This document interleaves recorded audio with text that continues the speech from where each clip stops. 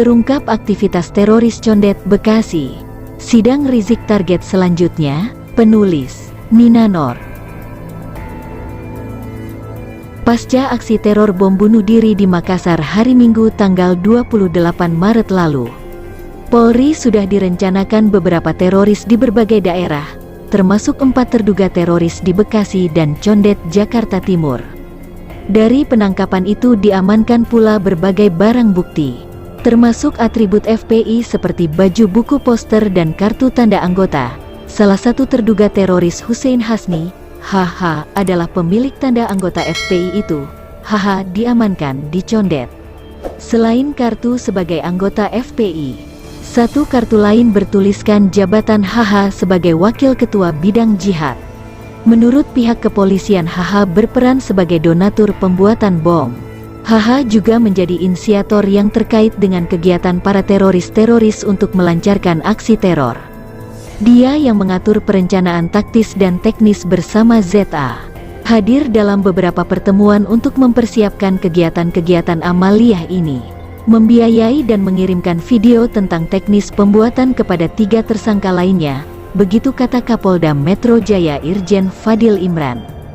Semacam koordinator ya, cukup tinggi perannya. ZA yang disebut oleh Irjen Fadil di atas adalah Zulaimi Agus, dia ditangkap di Bekasi.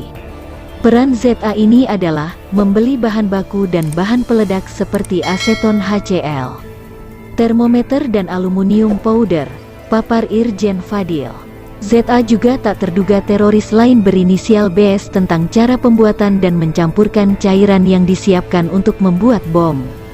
HH dan ZA memang punya peran berbeda. Namun ada di antara yang bikin ngeri dilansir kumparan.com. Pertama, baik HH dan ZA ternyata memegang peran penting dalam kepengurusan FPI. Keduanya tergabung dalam bidang jihad. Mereka memiliki anggota yang siap bergerak dalam belanjaan Rizik Syihab.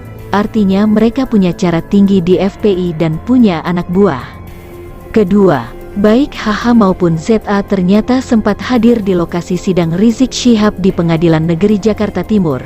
Menurut sumber kumparan.com, kehadiran mereka di sana tak lain untuk mempelajari situasi. Di foto yang ditampilkan dan viral di media sosial, tampak HH kaos biru dan sedang berbincang dengan salah satu orang yang biasa disebut sebagai Laskar FPI, sedangkan ZA tampak memakai kaos hitam, jaket merah dan topi merah. Seperti yang kita ketahui sebelumnya, persidangan kasus Rizik Syihab awalnya digelar secara virtual. Saat itu baik kuasa hukum maupun Rizik sendiri meminta agar sidangnya digelar secara langsung atau offline. Dalam beberapa sidang awal yang virtual mereka bikin keributan di ruangan sidang. Hingga Rizik yang mogok bicara dan malah melakukan ibadah sholat dan mengaji ketika sidang berlangsung. Catat ya, pihak Rizik sendiri yang kekeh yang menghendaki sidang secara langsung. Akhirnya majelis hakim mengabulkan permintaan mereka. Sidang pada hari Jumat tanggal 26 Maret lalu digelar langsung di Pengadilan Negeri Jakarta Timur. Seperti yang sudah diprediksi, ada beberapa simpatisan Rizik yang demo di lokasi namun berhasil dihalau oleh aparat. Saya belum menemukan info kapan kehadiran HH dan ZA ini. Apakah di sidang Jumat lalu atau sebelumnya? Misalnya mereka hadir pada Jumat lalu, berarti bisa saja saat itu mereka sedang menghitung calon korban jika mereka melakukan aksi bom bunuh diri di sana. Siapa calon korban mereka? Saya duga target mereka adalah aparat kepolisian yang sedang berjaga-jaga. Sidang Rizik merupakan sasaran empuk dan strategis buat para teroris ini.